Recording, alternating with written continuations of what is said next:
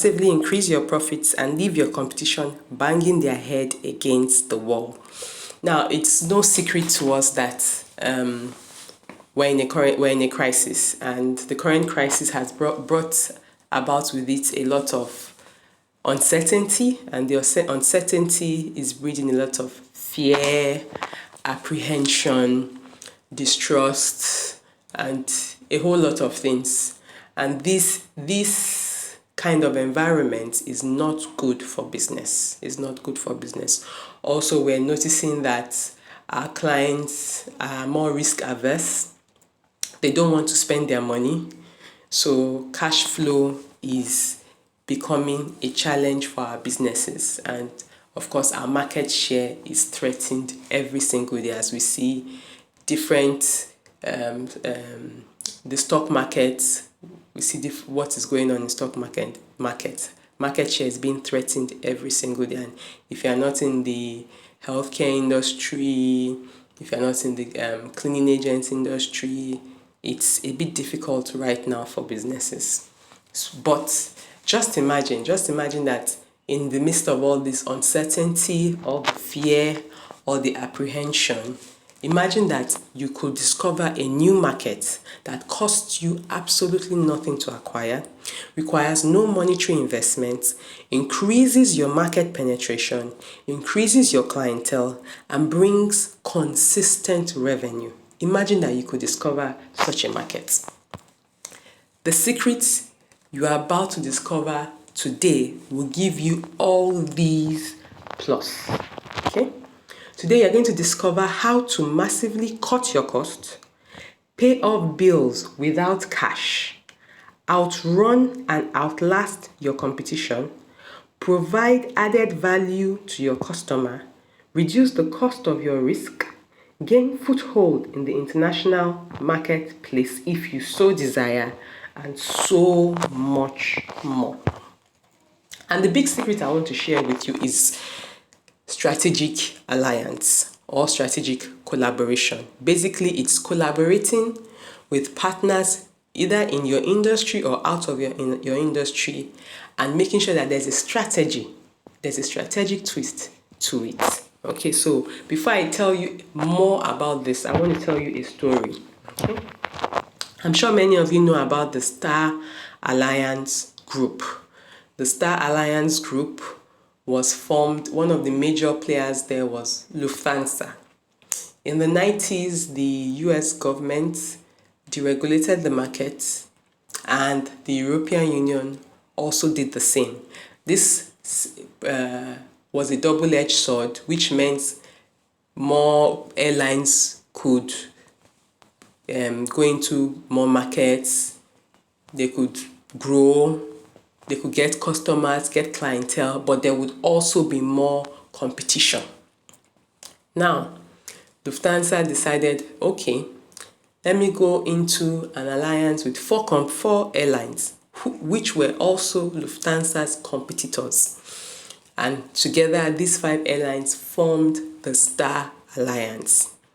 Now, the Star Alliance from 5 airlines today is 26 airlines.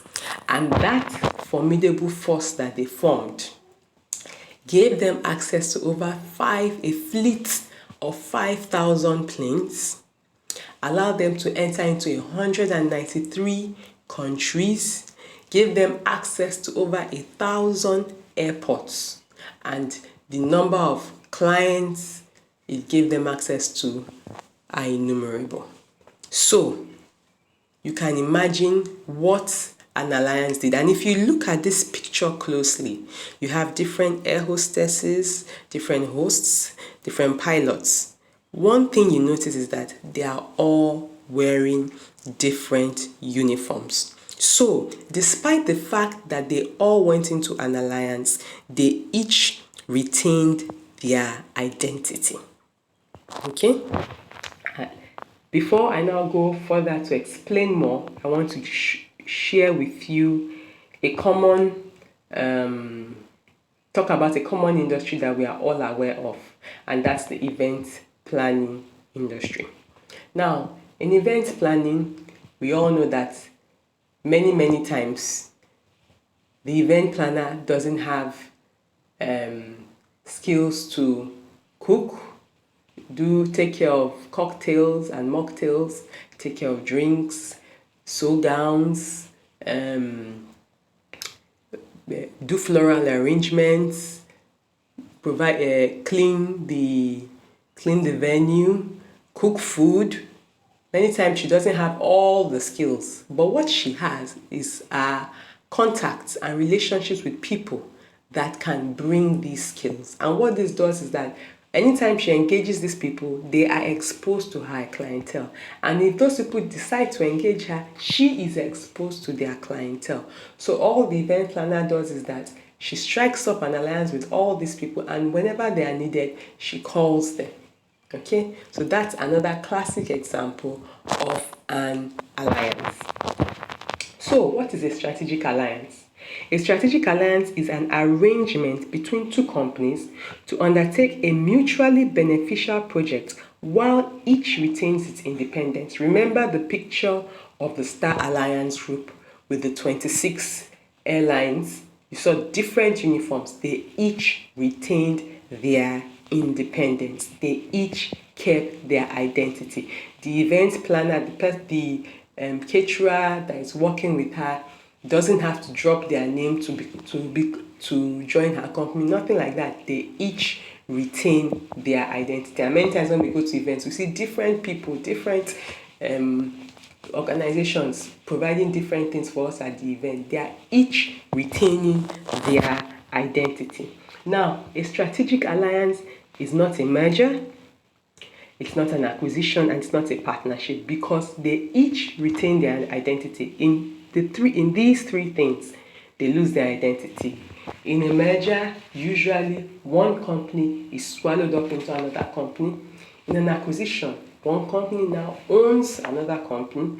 And in a partnership, two companies come together to form a new company. Okay, but in strategic alliance, you still maintain your identity, and each of you have mutual benefits. You don't have to give up your objectives. You don't have to give up your goals in an alliance. Okay, what an alliance does for you is that it creates new markets. Like we can see when Lufthansa formed the alliance, they could now go to countries that were outside of their borders. They could enter into new markets. They could enter into China, into the Asian countries, because the alliance included Asian airliners. Okay, you create new markets, and this widens your scale, your scope, and your speed. You are able to take over a large market share quickly. It increases your market penetration. You reduce costs. All these things that you are doing, it would have been advertising cost for Lufthansa, but they didn't pay a dime to advertise. When the event planner brings the caterer, she would have had to talk, advertise herself, showcase her work, cook, spend money, She didn't have to do anything like that. She just brings her along. So you reduce your cost. It reduces your cost. It enhances product development. Because of the diversity of the different people in the alliance, new ideas come up and new products are born. Star Alliance was able to come up with a product that enabled its clientele to travel around the world. Okay, you develop new business opportunities. I'm aware that the Star Alliance were even able to open up their own booking office because of this alliance that they had formed. So there are so many opportunities and so many things that forming an alliance can do for your business. Now, just a few stats just to show you that a strategic alliance is the way to go.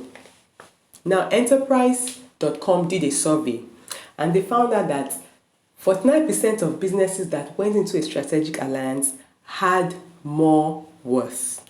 21% had higher revenue. 38% had increased productivity. Now, this is not on the slide, but they also found out that 90% of business owners said that for them to be able to acquire a competitive edge, it was important that they go into a strategic alliance. So strategic alliances are very, very important. And 20% of the top 200 companies in the US and the Europe said that their success was due to a strategic alliance. So strategic alliances are very, very important for you, especially at this time. Now, types of alliances. You can have alliances within your industry. You can have alliances outside of your industry. But I'm going to go into some specifics on types of alliances. But keep it in mind that you can have alliances within your industry. You can have alliances outside of your industry. Now, we have things like joint ventures. A classic example is where you find banks in shopping malls, banks in close to supermarkets. That is a strategic alliance. The banks know that these people that are going to shop would need money and may run out of money. So rather than them having to walk to the bank or not buy the product again, the banks have provided their services. Their ATM portals are there at the shopping mall so that people can go withdraw cash and go inside and buy stuff. It's good for the shopping mall because the people are encouraged to buy. It's good for the banks because people are withdrawing more cash, and we all know that when you make more than 3 withdrawals, you are charged. So the bank is benefiting from that. Next, we're going to look at co-branding. A classic example is Coke and Procter & Gamble. Those are two huge giants. They came together, took advantage of each large market share and dominated the markets. Okay. Another example is the TV, the newsmen with helicopter services. In order for them to be able to give us a better coverage of the news, many times they have to employ the services of, they have to employ helicopter services to help them. So they are giving us added value, those of us listening and watching the news, and then the helicopter service is generating income, and they also are able to provide better service for us. So it's a mutual relationship. Everybody at the end of the day is benefiting. Next, we look at host beneficiary relationships. Another host beneficiary relationship is the computer makers and those who make software. I'm sure many times on your system you see a small tab that says Intel, or when you buy a system, maybe you buy a Dell, you need to go and purchase Microsoft Windows, things like that. So it's a mutual relationship. So it's only wise that if you are selling computer hardware, you should team up with somebody selling software, because your clients would always, once they buy a computer, they will always need software to go along with what they are purchasing. Next is endorsements, and this is very common. We see it every day in the Pepsi adverts. You see this music star drinking Pepsi. He's endorsing Pepsi. A few years ago, Pampers did it with Tiwa Savage. She was endorsing Pampers, So endorsements are very, very common, and usually you get celebrities, public figures, well-known people to utilize products, and of course, once they utilize products, that's social proof and people want to use that product. There are people that like them want to use that product. Okay, so it increases the market share for the providers of that product. Now, you can also look at flipped business opportunities, and flipped business opportunities are usually found where you have distressed properties. For example, somebody's going into bankruptcy, they have a house. You can offer them that, you would utilize that house for so time and pay them rent. They gain, you gain. Okay? Somebody has machines, they're a distressed business, they have machines that are laying fallow. You can rent those machines to be used. They gain, you gain. Okay? And so many other distressed properties so many other things that we can look at under distressed properties, people that are going into bankruptcy. You can look at cars, houses, land, equipment, sales force, clientele lists. All of these are flipped business opportunities that you can use. Okay, next we're going to look at acquired assets. There are assets that people have acquired that's just standing there, laying fallow and not doing anything for them. Houses, lands, purchases that they've made, equipment that are just lying fallow and not doing anything for them. You can go into a partnership with them and let them know that, oh, you will utilize this, and from the profit you make, you will give them so. You've not spent any money to acquire it, and you've gotten that asset and you're using it, and it's helping your business. You can also acquire distribution networks. You can use somebody else's sales force. You can use somebody else's retail store. You can use somebody else's kiosk. You can make use of somebody else's lease or license. So maybe somebody took a lease on a house and they can't pay the full rent. You can utilize that house for a period, for a paid event. You don't pay anything to hold the event. At the event, people come, pay you stuff, and then you now pay them off. Those are ways that you can acquire distribution networks. You can also acquire leads on people that have prospects that they've talked to but they never bought their products. Those are unconverted prospects, inactive clients, and active clients. Okay, so these are ways that you can form alliances. Now, you know what an alliance is, you know the benefits to you and to your business, and you know the different types of ways you can form an alliance. Now, what do you need to do today before you form an alliance? The very, very first thing you need to do is, first and foremost, look at the big picture. As a business, what's your goal? What's your vision? What do you want to achieve? Okay? If you are able to identify your goal and what you want to achieve, next, outline what are the resources you currently have and how much do you have to achieve that goal. Okay? Then next, you outline who you can get it from. And then after you outline who you can get it from, you outline who is ideal to partner with. So we're going to look at each of these broad headings and go into a little more detail. Okay? So first and foremost, why are you forming an alliance? And before you go to your why, before you answer the question, why are you forming an alliance, you need to first look at your big goal, look at the big picture. When you look at the big picture, then you can now answer the question, why are you forming an alliance? What's your ultimate goal? What are the key components for you to reach that goal? How will you acquire these components? Who will you acquire these components from? These are very, very necessary in helping you to achieve your goal. Next, you need to outline your resources. Ask yourself, what do I have that would help me achieve this goal? Okay? What do I have that will help me achieve this goal? Now, in outlining, in asking yourself, what do you have that will help you achieve this goal? It's best you just list out all that you have first, because you want to go into a strategic alliance with someone. You don't know exactly what that person has or doesn't have. Okay, so to be able to come from a position of power, you need to look at all that you possess, all that you own. So what products do you own? What distribution channels do you own? What sales personnel do you have access to? What's your sales methodology? What facilities and equipment do you have? Do you have intellectual property? Do you have goodwill with a group of people? Do you have trust with a group of people? What are your core competencies? And do you have affinity to any groups of people? Okay. Next, after you've outlined everything that you have, you now act, and you would have already identified, from doing that, you would have identified what you don't have.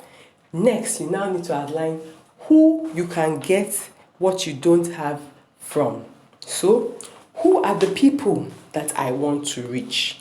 What other products or services are bought before purchasing my products? Who provides these products or services? What products or services do people need or acquire along with my product or service? Who provides these products or services? Then this is not here, but it's very important. What events do the people that buy my product or services attend? Who speaks in those events? Who facilitates those events? What magazines do the people that buy my product read? Who owns those magazines? I'm sure by now your mind is opening up, and you're seeing the possibilities and the opportunities that are before you. Make sure you answer these questions today and start working on how to form strategic alliances, especially at this time. Now, after you've done all this, the next thing you want to do is how to identify the correct partner. This part is very important and is very, very vital. And it's a part that if you just gloss over, if it's not properly done, it will cost you a whole lot of money. Okay? So now that you've answered all the other questions, you need to identify who is ideal, who is the ideal partner for you. So ask yourself, who has direct access to what I need? Who has a sales force I can tap into? Who is strong where I am weak? Who has the trust of my prospective clients? Who has similar objectives with me? There are more questions, but I don't want to keep you too long on this call. But with these 5, I'm sure you'll be able to come to terms with who your ideal strategic partner should be. Now, once you've answered all these questions that I've listed, it's now time to get into action. And this action is something that you must start and work on today. From answering all the questions, by now you should have a list of possible partners. You should have a list of individuals. You should have a list of businesses. So now that you have this written down, take time to write all their contact information, their phone numbers, their emails. Make sure or who you need to reach to get them. Okay? Next, especially for the companies, this next point is particularly for the company. If you've identified this company, you've identified their contact info, that's not enough to get into the door. You need to find out who the decision makers are. Then you need to list out all their products and services. Remember, earlier on you listed out all that you possess, because you don't know what the other person doesn't have that you can use as an irresistible offer for them. So now you list out all their products and services, because you are looking for where you can partner and how you can partner and how it can be mutually beneficial for yourself and for them also. Next, you need to consider some things. These things are vital if you want to give them an irresistible offer, an offer they cannot refuse. You need to consider what their objections are.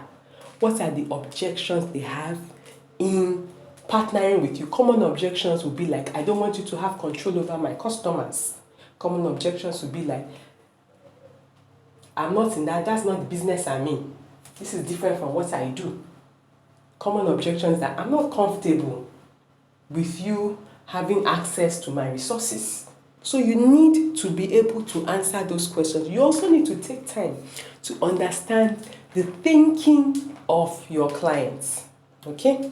And it's also important you are able to outline the benefits to you and to them. If you just go and tell them their own benefits alone, they will feel, this guy has something up his sleeve he's going to do. It's wise you tell them what you stand to gain and what they stand to gain. Okay? Then, this last point is very, very important, and it will determine whether your offer is irresistible or not. Many times when you do a business transaction, one person is being asked to take a huge risk. So you must let them see that the risk has been eliminated. That the risk on both sides have been eliminated, but most especially the risk for them has been eliminated. You must be able to prove it and show it to them that the risk of going into partnership with me has been eliminated. Okay? Now, there are some traps that you must avoid when you are going into partnerships, strategic alliances. You must take time to choose the right partner. Do not fail to take time to choose the right partner. Do not fail to plan for flexibility. Do not fail to clearly identify what your mutual goals and objectives are, what you hope to achieve, what are the performance expectations that they expect of you and you expect of them. Make sure you itemize those things clearly. Then, make sure you integrate growth requirements.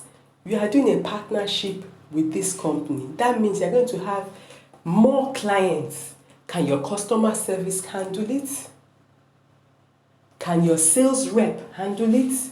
You need to make provision for that, because if they can't handle it, it will put you and the person that you've gone into an alliance with in a bad light, and that would spoil further business relationships. So it's very, very important you avoid this trap. Okay? Then, when you are crafting your agreement, make sure your terms are clear. How long this will last is clear. What each of you expect from each other is clear. Who owns what is clear. If there's a residual stream, who benefits from it, make that clear. And it's very, very important that if you want this to work, you take into consideration all the stakeholders. It's very, very, very important. So now I've been able to share with you a secret. You've actually discovered a secret that the top 20% of companies in the US and Europe are using to thrive despite this pandemic. And it's very, very important that you get into action. You now know what a strategic alliance is. You know what you need to do before you go into a strategic alliance, and what you need to do is you need to be sure that you need to look at your ultimate goal first and ask yourself what you need to reach that ultimate goal. You need to look at what you own, itemize everything out.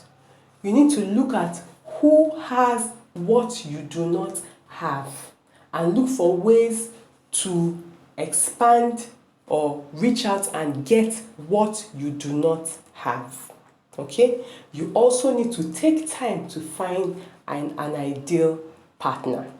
And one thing I did not mention is that you can also go into a partnership with your competitor, just like Lufthansa did. But there are some things you need to ask yourself before you go into partnership with a competitor. And one of those things is that you need to assess your fears of going into a strategic alliance with your competitor. All right? You need to look at what are your fears, how will you mitigate them, either verbally or transactionally. Now, if you are going into an alliance with a competitor, it's usually best you go into an alliance with a weak competitor, somebody that is not too strong. And you go into an alliance with a competitor that has something that you don't have, so that you are giving added value to your clients. So with all that we've talked about today, you should be able to take action and sit down and list out the contacts of everybody that is a potential strategic partner for you. You should be able to list out the decision makers in each of the companies that you wish to do these strategic alliances with. You should be able to list out some of them's objections. You should find time to understand how they think. You should also list out all their products and services so you can see where both of you can form alliances and become a formidable force. This crisis is your opportunity, because right now people don't have cash and they are looking for ways to forge ahead. Don't miss it. Thank you very much.